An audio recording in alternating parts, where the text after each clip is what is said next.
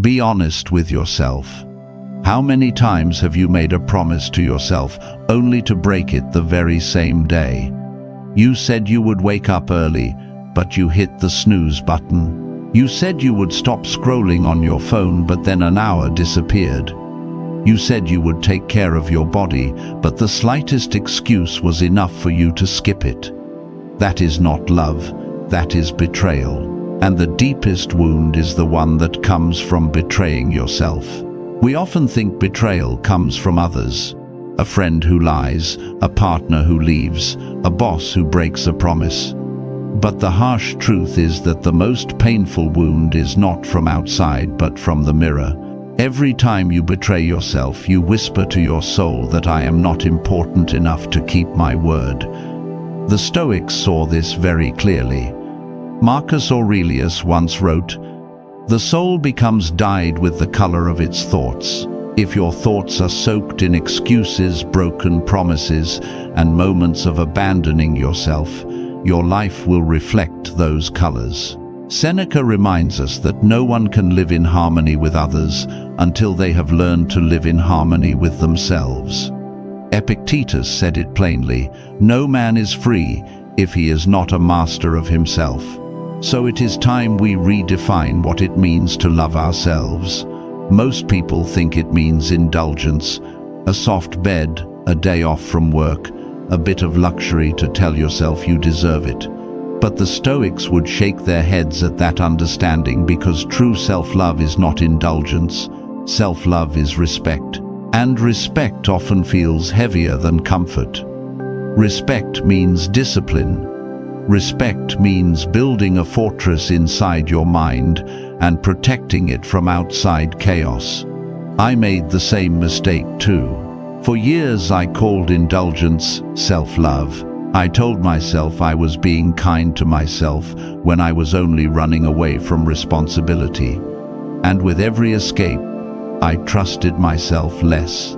One day I realized that my soul was weary, not because of what others had done to me, but because of how many times I had betrayed myself. That moment changed everything. I saw one thing clearly. If I truly loved myself, I had to demand more from myself. This is not harshness or cruelty. This is the understanding that respecting yourself is the highest form of care. It is not always gentle, it is not always easy, but it is always honest. And only when you stop betraying yourself do you begin to touch peace. On this journey, we will walk through 10 timeless lessons from Stoic philosophy, illuminated further by modern psychology.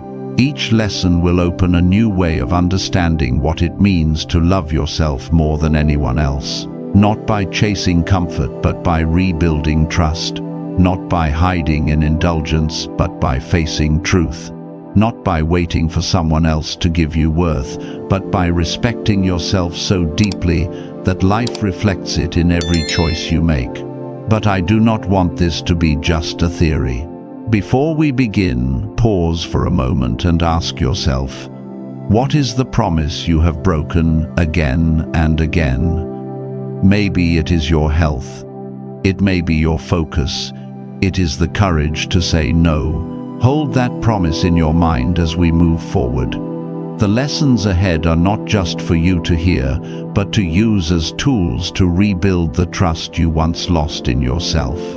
So, let us begin. Learn to love yourself first, not through comfort, but through discipline, not through escape, but through respect.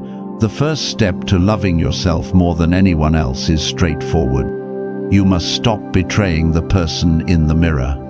Lesson 1. Respect is greater than comfort. We live in an age where comfort is worshipped like a god. With a single button you can have food delivered to your door, stream thousands of movies, or scroll on your phone until time disappears. Comfort is everywhere, cheap and easy, and because of that, it makes us weak. The Stoics understood that self-love does not come from making life softer and softer, but from keeping respect for yourself. Comfort can make you feel good for a moment, but respect is what gives you lasting peace. Think about the last time you promised yourself you would wake up early. You set the alarm, felt motivated, and believed you could do it. But when the alarm rang, your finger slid to snooze 5 more minutes, then another 5. By the time you finally got out of bed, you had not only lost time, but you had lost trust in yourself. That is a silent betrayal. You feel it like a crack inside. Now remember the moment you kept your promise to yourself. You rose the instant the alarm went off, even though it was dark and your body begged for rest. You stepped into the gym, sweat ran down your face, but in your heart one voice was louder than all the rest: I kept my word. That was the moment you felt stronger than ever. The respect you earned for yourself was the reward. Seneca once wrote that no one can live happily without living in harmony with himself. Harmony does not come from rocking yourself to sleep with excuses. It comes from consistency between what you promise and what you do. When you choose comfort over respect, you plant doubt in your mind. But when you select respect, you grow trust and strength. Everyday life shows this even more clearly than philosophy. A father promises to spend time with his child, but ends up sitting in front of a screen all night. A young person pledges to start their dream project, but sinks into endless hours online. Both tell themselves, I will do it tomorrow, but tomorrow never comes. And little by little, trust in themselves runs dry. On the other hand, look at the moments when people show respect for themselves. The father closes the laptop and takes his child for a walk. The young person turns off the phone and writes the book's first line. No one sees the victory. There are no fireworks, no applause, but inside they know they did something extraordinary and chose respect over comfort. Loving yourself does not mean always making yourself feel good. It means keeping your commitments to yourself even when it is hard. It means valuing the long term over the short term. It means learning to stand firm in the moments where others would collapse. So today, instead of asking what will make me comfortable, ask what will make me respect myself more. The answer may be getting up on time. It may be finishing a task you have been avoiding. It may be saying no to an invitation that will pull you away from focus. Comfort will come and go like the wind, but the respect you plant in your soul will stay day after day until it becomes unshakable strength. This is the foundation of every lesson that follows. To keep respect, you must learn to set boundaries. Without boundaries, the fortress will fall, and without a fortress, respect cannot last. Lesson 2. Boundaries are the act of self-love. Have you ever wondered why you are so often exhausted? Not because the work is too heavy, but because you do not know how to say enough.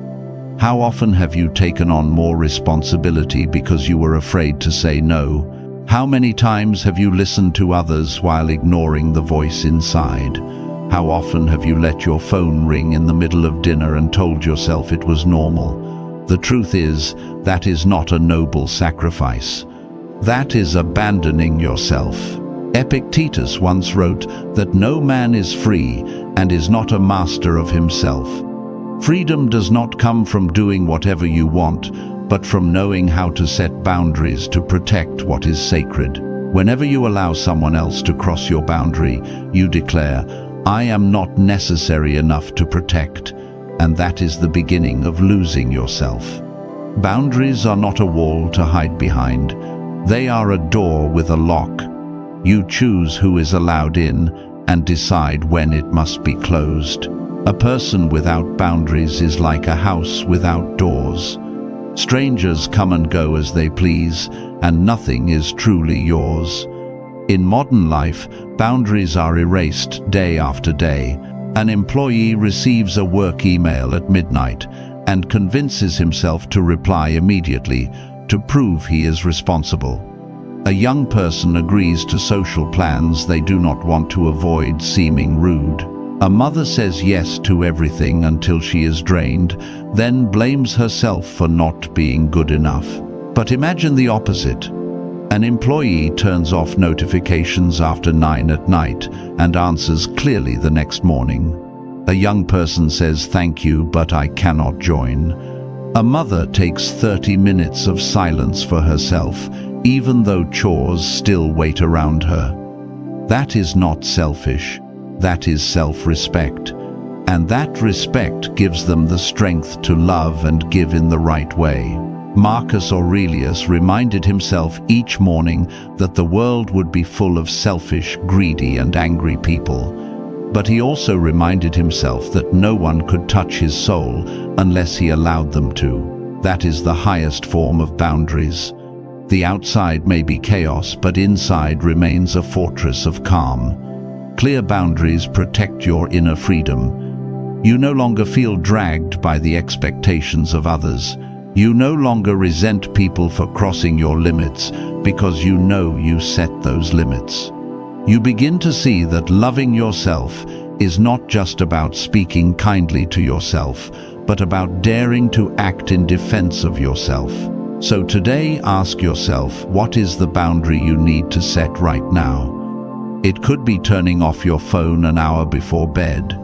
It could be saying no to an invitation that does not serve you. It could take at least 15 minutes daily for silence without interruption. Each act is not just discipline, it is a declaration, I matter.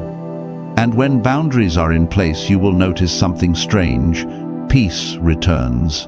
You no longer feel adrift, but begin to sense a quiet strength, a steady ground. This is the foundation of an inner fortress, the place you truly belong, where nothing can intrude. Lesson 3. Build the inner fortress. If boundaries are the walls that keep others from invading, then the inner fortress is the place you truly return to. Marcus Aurelius wrote, "People look for retreats in the country, by the sea, in the mountains, but you can always retreat into yourself and find a place of peace greater than any other." An inner fortress is a place no one can enter unless you open the door. It does not depend on money, status, or the opinions of others. It exists only if you know how to build it and guard it. Without this fortress, you will always be shaken by the storms outside. One criticism will steal your sleep. One small failure will make you want to quit. One contemptuous glance will make you forget your own worth. Picture a house without doors. Anyone can walk in and take what they want. That is the image of a mind without a fortress. In contrast, a home with solid doors, with the keys in the hands of its owner, is the image of someone who knows how to protect their inner world.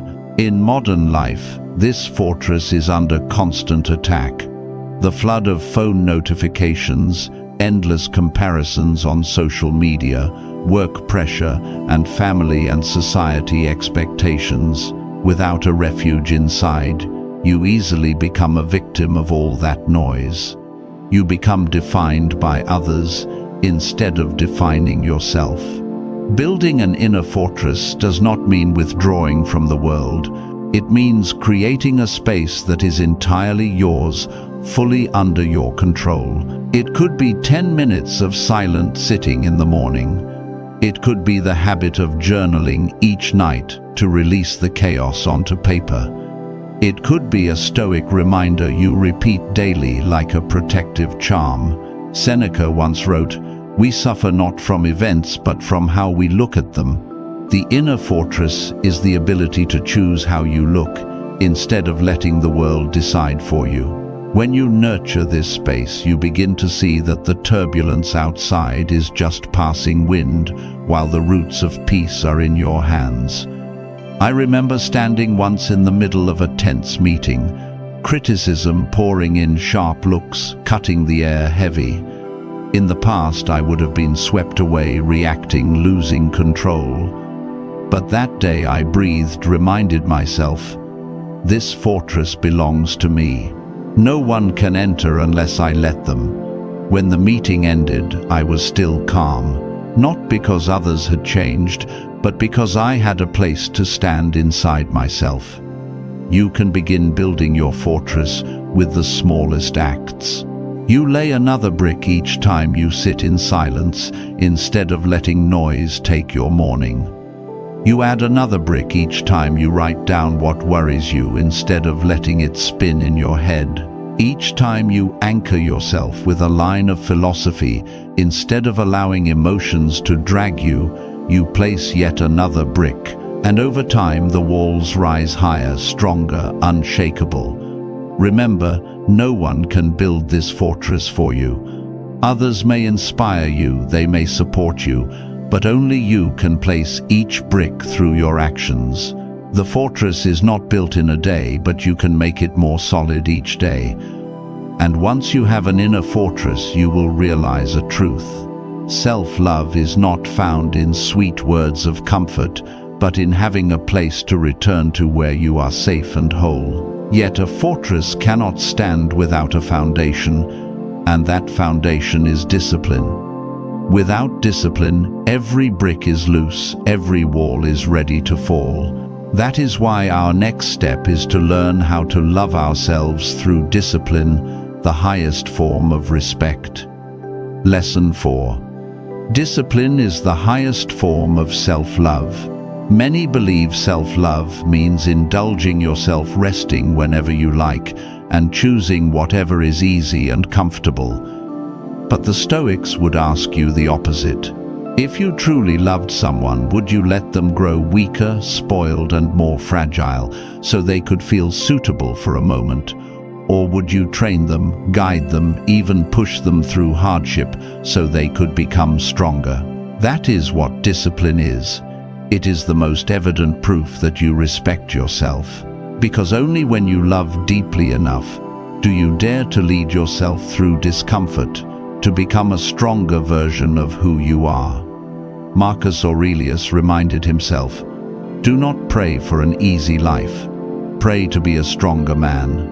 That sentence carries the heart of discipline.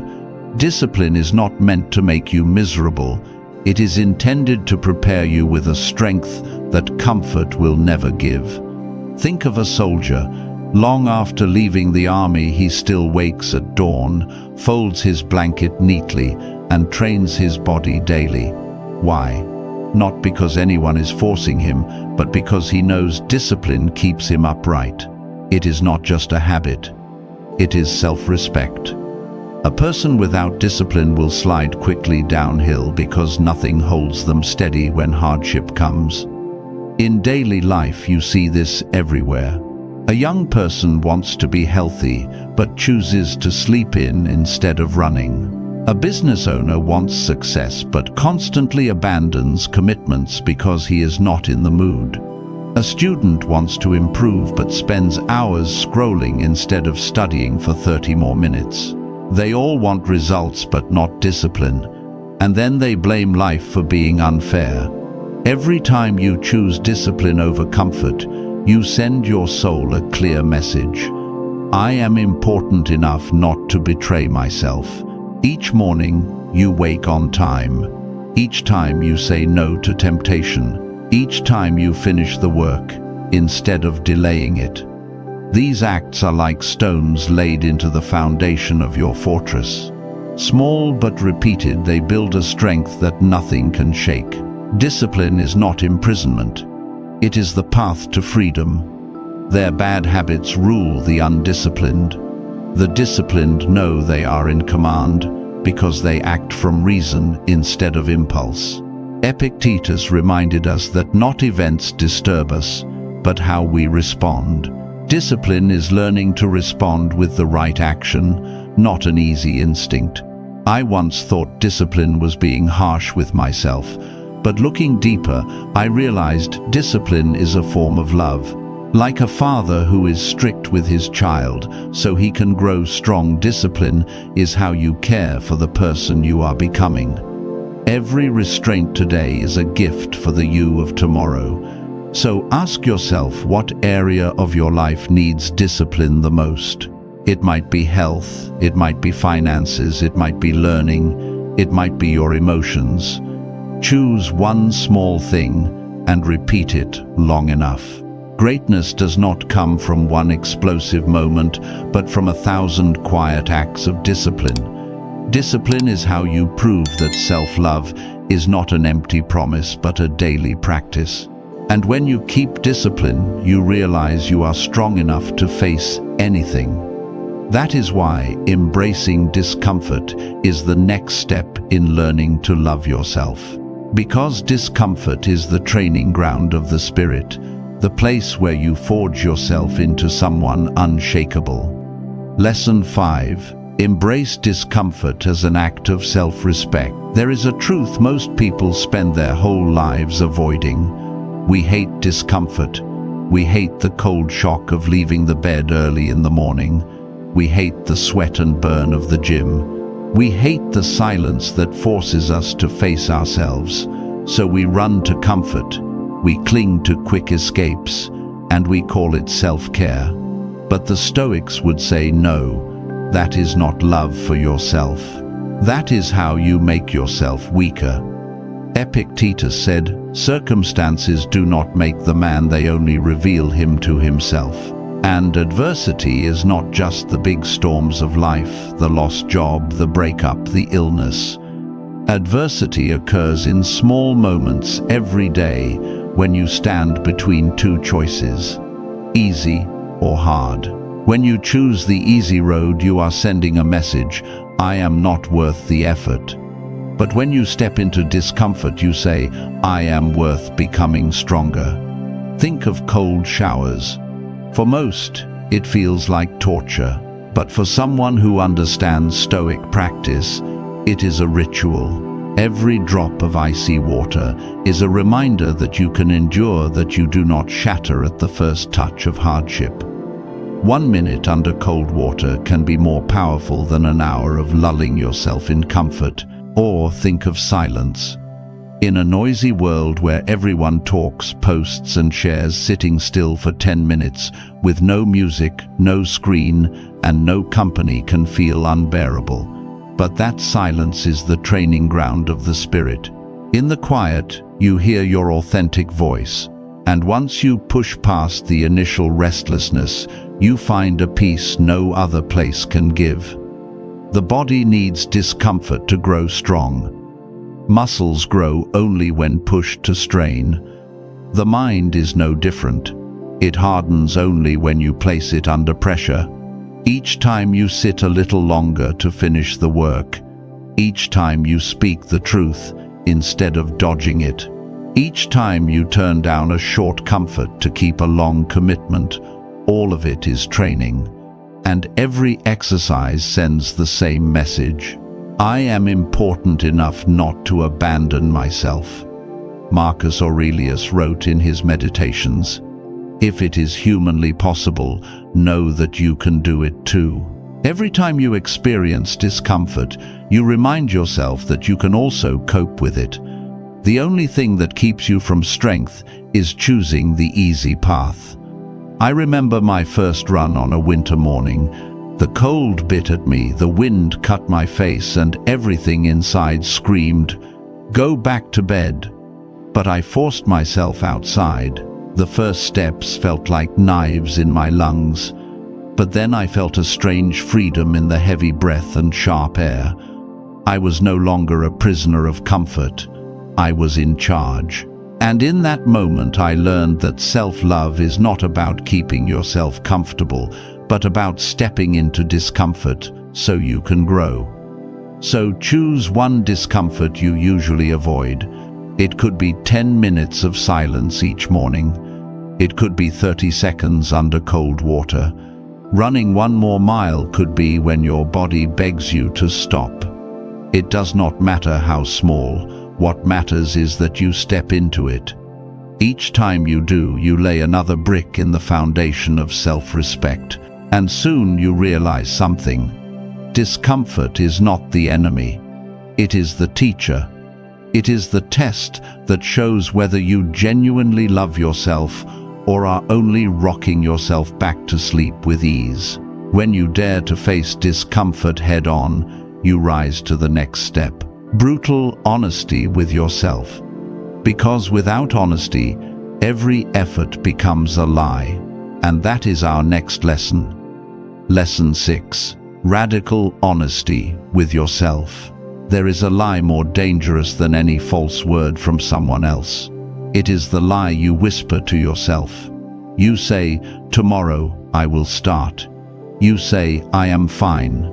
You say, "I do not really want that." And then you wrap yourself in a thin shell of illusion so you will not have to face the truth. Marcus Aurelius wrote, "If you want peace, tell yourself the truth."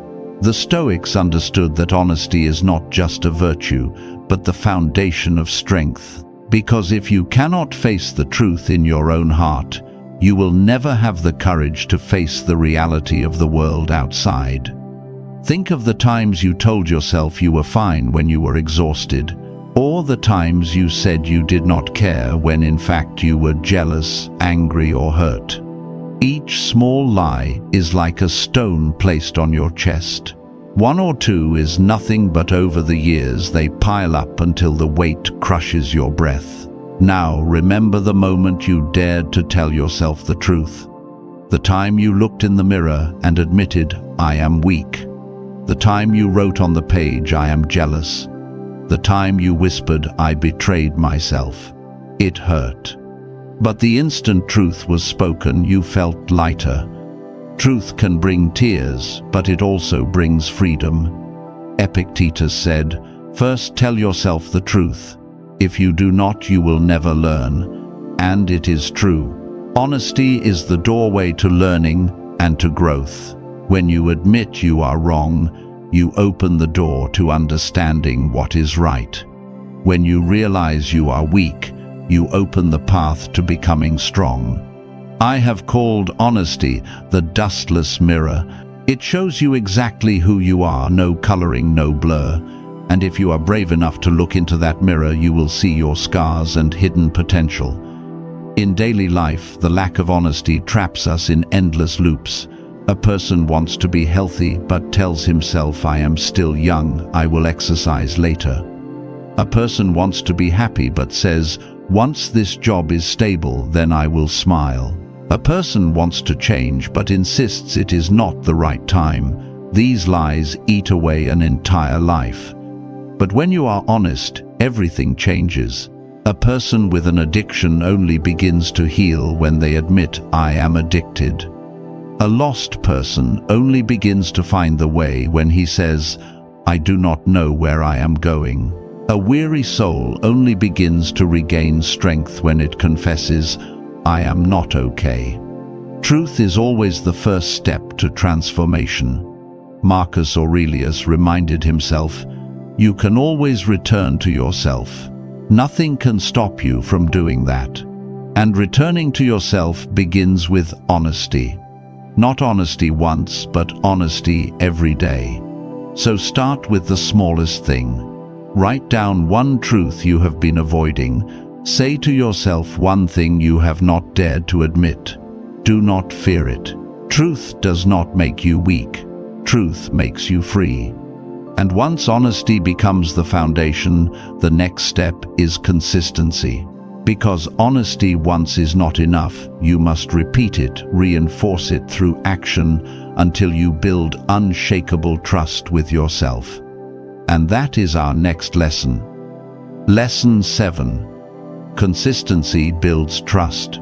Trust is like a bridge. It is not built in a single day and cannot stand on one pillar alone. It needs planks, beams, and stones placed one after another. And in your relationship with yourself, that bridge is built through consistency. Ask yourself this: do you trust yourself? Not in the excitement of promises made when you are motivated, but in the ordinary moments. Do you show up when you tell yourself you will wake at 6? Do you sit down when you promise to write 1 page a day? When you vow to eat healthy, do you keep that vow when temptation stands before you? Each time you follow through, you lay another stone in the foundation of trust. But each time you quit, you take one away. You do not need someone else to betray you. You erode your own trust from within. And when a crisis comes, you collapse not because of the event itself, but because your inner bridge has long been rotting. The Stoics understood this well. Seneca wrote that virtue is not a single act, but a habit. Habits repeated with consistency are what become lasting qualities. And virtue is not just lofty ideals. It is whether you keep the small promises you make to yourself each day. In life, consistency is often underrated. People celebrate explosive success, shining victories. But the truth is, no peak is built without the foundation of repeated small acts. The legendary athlete is not great because of one workout, but because of thousands of nearly identical sessions. The great writer is not made by one book, but hundreds of quiet pages written in solitude. I remember once deciding to write a 5-minute journal every morning. At first, it didn't feel very sensible. Just a few scattered notes about sleep, stray thoughts, fragments of the day. But after a few weeks, I began to notice a change. I could see what I was honestly thinking. I could tell when I was lying to myself. I learned how to adjust my direction, not because of one entry, but because consistency had built a treasure. Consistency is like a silent contract you sign with yourself. No one is there to check or give you applause, but you know. And that knowing feeds self-respect. Slowly you begin to believe, I can rely on myself. Marcus Aurelius reminded, do not waste time arguing about what a good man should be. Be one. That is the essence of consistency. Instead of promising, act, repeat until you no longer need to prove anything, because you yourself have become the proof. So today, choose one small act and repeat it for 7 days. It does not need to be big. It might be waking up on time. It might be 10 minutes of reading. It might be 5 minutes of meditation. Each time you do it, you place another stone on the bridge of trust. And one day, when you look back, you will see you have built a path strong enough to carry you through any storm. Consistency will not bring glory overnight, but it gives you something far more valuable, inner trust. And when that trust is solid, you become unshakable before every challenge. And that leads us to the next lesson. Lesson 8. Resilience is the proof of self-love. There is a truth we cannot escape. Life will test you again and again. You will lose a job. Someone you trusted will walk away. There will be nights you lie awake wondering if you have the strength to go on. In those moments, it is not sweet words or comfort that define you. It is resilience. Viktor Frankl, the psychologist who survived the concentration camps, wrote, "He who has a why to live can bear almost anyhow." The Stoics knew this thousands of years earlier. They understood that trials are not the end. They are fire that forges gold. They are the chance to prove who you really are. Resilience does not mean you never hurt, never fall, never cry. Resilience means you can rise after you fall. It means you do not abandon yourself in your darkest nights. It means you believe that even if the world collapses, you still have the power to rebuild from the ruins. I remember a friend who lost everything in just a few months. His job disappeared. His marriage ended. His finances were gone. He had every reason to give up. But instead he began again with the smallest steps. A 30-minute walk, 5 lines in a journal, a temporary job to get by. Nothing big, no dramatic victory, but day by day I saw him regain a steady gaze. That was resilience. Not an explosion, but a small flame that refuses to die in the storm. Marcus Aurelius reminded us that unbearable pain will soon end. If it lasts, it can be endured. That is not just comfort, it is reality. Each time you endure pain, you prove to yourself, I can carry more than I thought. And each proof grows your trust in yourself. Resilience is the most evident proof of self-love, because only when you love deeply enough will you refuse to abandon yourself in disaster. Others may walk away, circumstances may fall apart, but you remain with yourself. That is a silent vow more potent than any spoken promise. In daily life, resilience does not always look like grand acts. Sometimes it is just showing up for work the next morning after a crushing failure.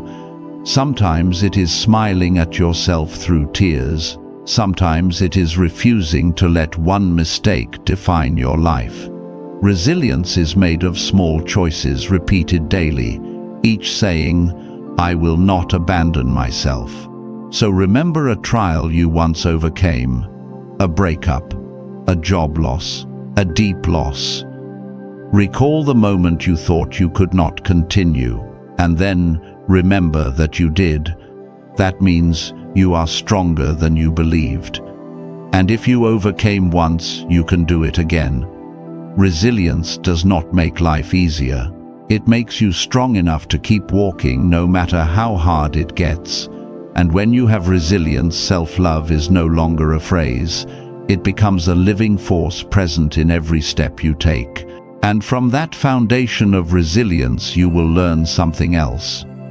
Joy is also a discipline, because a life that only resists and endures will soon become dry. You must know how to cultivate joy as an essential part of self-love, and that is our next lesson. Lesson 9. Joy as a discipline. In our busy lives, joy is often treated like a luxury, something you only allow yourself once all the work is done, once every responsibility is off your shoulders. But the Stoics saw it differently. They believed joy was not a sudden gift, but an essential part of life, a discipline you must choose to cultivate. Marcus Aurelius wrote, "The happiness of your life depends on the quality of your thoughts, and that quality does not come only from enduring hardship, but also from creating moments of lightness and clarity, moments that restore the soul." Many people lose joy not because they have no reason to be joyful, but because they forget to make space for it. They wake up and dive straight into emails, work, and duties. They repeat days where they only exist but no longer truly live. Slowly their minds become barren soil, dry and cracked, starved of the water that joy provides. The Stoics never confused joy with indulgence. For them, joy was tied to virtue. It was the joy of living by your values, noticing your progress, harmony with nature, or simply being present in the moment. A cup of hot tea on a quiet morning, an honest conversation with a trusted friend, a walk in the afternoon Sunday. Small things, but enough to keep the soul from going numb. I once lived in a season where I chased only goals. Day after day, I ran after work, reputation, and achievements. I thought that was self-love, building value through accomplishment. But then, one afternoon, I sat with a coffee and watched sunlight spill through the trees. The peace of that moment hit me so profoundly that I realized I had forgotten. Happiness is not only in the destination, it is in the steps along the way. And if I could not enjoy the journey, every success would feel empty. Seneca said, "A wealthy man does not have much, but one who is content with little." Joy is the same. It does not come from adding more, but valuing what you already have. When you practice joy as a discipline, you train your eyes to see worth in the ordinary. You no longer depend on the world's luck, because you can create your own light. Picture someone who lives only in duty, never smiles, and never lets themselves savor the simple. They may endure, but sooner or later they will burn out. Joy is like breath. You cannot hold it forever and expect to survive. You need it to feed your strength to endure trials with resilience. So joy is not random luck. It is a discipline. Please put it in your day on purpose. Schedule a walk. Take time to read a book that calms you. Listen to music that relaxes you. Say thank you to someone. Small things repeated become a well of power. And when you practice joy as a discipline, you find you have more energy, more patience, more strength for the storms of life. You are not living only to endure, you are living to enjoy. That is a balanced and whole life. But joy lasts only when you live as a sovereign being in control of your life, instead of letting the world define it. And that is our final lesson. Lesson 10. Live as a sovereign being. Throughout this journey, we have spoken of respect, boundaries, discipline, honesty, consistency, resilience, and joy. But all of these only come together fully when you embrace one truth. You are the sovereign being of your own life. What does sovereignty mean? It is not the power to control the world. It is not forcing others to obey you. Sovereignty means knowing that no matter how the world turns, the territory of your inner spirit belongs to you. Marcus Aurelius wrote, "You have power over your mind, not outside events. Realize this, and you will find strength." That is the declaration of a sovereign human being. An emperor, but also a philosopher who understood that the actual throne is not out there but within. When you live as a sovereign being, you no longer let others write your script. You do not live to please the crowd. You are no longer ruled by praise or criticism. You do not let foreign expectations define your worth. You live by the principles you choose, guided by reason, virtue, and truth. In practice, what does this look like? It is when you walk away from a career path because it does not reflect your values, even if everyone else calls it success. It is when you end a relationship because you see it erasing who you are.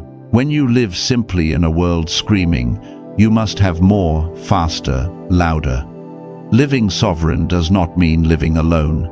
It does not mean you need no one. In fact, it is the freedom to choose how you connect, who you walk beside, and what environment you want to build. You are not a person swept away by the tide. You are someone who stands firm, making decisions from a foundation within. Seneca said that he, the master of himself, cannot be enslaved. Chains are not only around the body, they are also the chains of comparison, endless desire, and fear of rejection.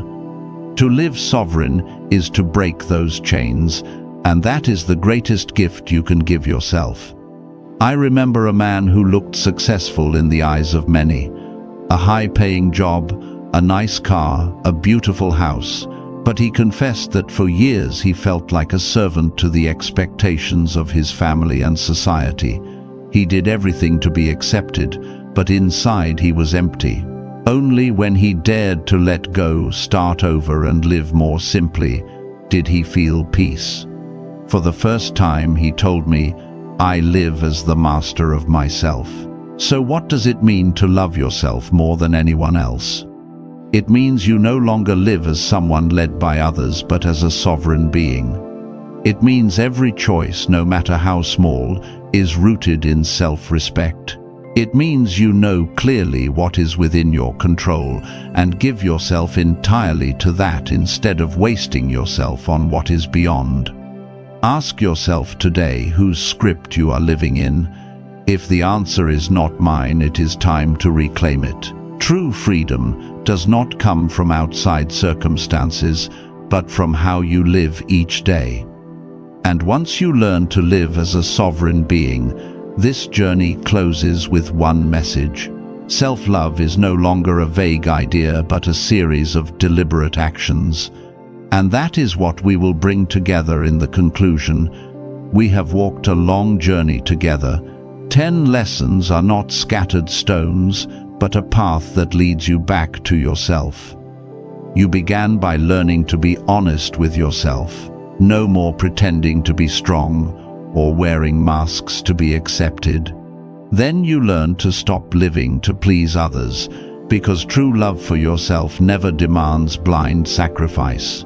You practiced setting boundaries to protect the purest part of your soul. You trained discipline through small daily acts, like steady drops of water cutting through the stone of doubt. Then you went deeper, learning to forgive yourself. Because if you cling to your mistakes, you will never move forward. From there, you learn to nourish yourself with what is right, to hold on to what makes you strong, and let go of what drains you. And when storms came, you discovered you had already built your armor resilience, the most evident proof of self-love. But this journey was not only about endurance. You also needed to plant joy as a discipline, because a barren soul cannot stand for long. And finally, you learn to live as a sovereign being, so that you are no longer pulled along each day but walk forward by your own will and virtue. When you bring all this together, self-love is no longer a vague idea. It becomes a series of concrete actions. It lives in honest choices, in the boundaries you dare to set in every moment you rise after falling, and in each small instant you allow yourself to savor life. For me, the most essential truth about self-love is not the sweet promises you make to yourself, but the ability to keep them. I once lived under the weight of others' expectations. I tried to prove I was good, successful, and worthy enough to be accepted. The more I ran, the more I burned out. Only when I began to respect myself through small acts, waking on time, writing down my thoughts and saying no when needed, did I realize self-love does not come from feelings, but from choices repeated with consistency. The Stoics taught that happiness depends not on what happens outside, but on how you meet life. And modern psychology confirms it. Small habits repeated over time reshape the brain, turning you into the person you wish to be. That means you do not need to wait for a perfect version of yourself before you begin to love yourself. You can start today with one small, honest act. The most important question is not, do you love yourself? It is, what will you do today to prove it? It could be sitting quietly for 5 minutes to breathe. It could be turning down a meeting you do not need. It could be writing one page in your journal. However small, that is the seed planted in the soil of self-love. And when you do this, you will see the truth. The power has never been out there. It has always been within you, waiting for your trust and action. Start today. Rebuild trust in yourself. And once you hold that sovereignty, no one and nothing can take away the love you give to yourself. If you find meaning in this journey, subscribe to Sovereign Stoic, so each day you will have a reminder, a perspective, and a strength to keep moving forward. If you know someone who needs this, share the video to spread the flame of inner freedom even further. Remember, the power has never been out there. It has always been inside you, waiting for your trust and action. Begin today. And never forget, you are the sovereign being of your own life.